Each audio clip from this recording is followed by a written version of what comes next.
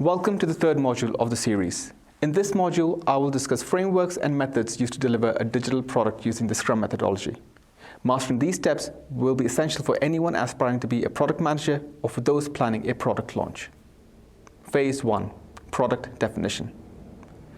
Creating a vision board. The product vision board helps summarize the target audience, product statement, features, and business goals. It helps break down the business reason why the product exists.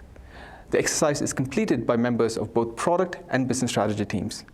The essence of a digital product is captured in this framework. Defining personas and writing user stories help you understand your target audience. If you can't describe the person you're selling to, your product will inevitably fall short of your customers' expectations. Personas are often given names and a picture. The persona's details often include demographics, lifestyle, and job-related information. It also includes the person's goal, such as the benefits to be achieved or the problems to be solved, and the reason why the persona would want to use or purchase your product. Their needs are then described in simple user stories as shown in the green box above. Building the product backlog.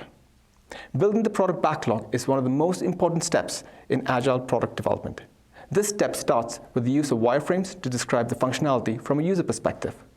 The wireframe is then converted to epics, which are big chunks of work or large features of the product. An epic further breaks down into smaller chunks of work or user stories. The product backlog is a long list of user stories that attempts to describe the entire functionality of your digital product. A product manager owns and guards the product backlog from any external change. The MVP and MMP. MVP and MMP are terms that you will often use and hear as a product manager. An MVP is that subset of user stories from your product backlog that allows you to validate the product idea with the least amount of effort.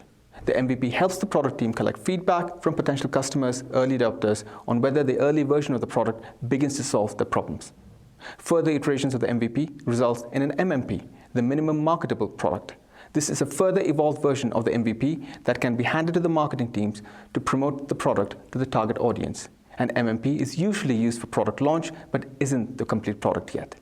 With the MVP and MMP ready, you have now defined what your product looks like. In the next video, I will discuss how we take the MVP and MMP into product development.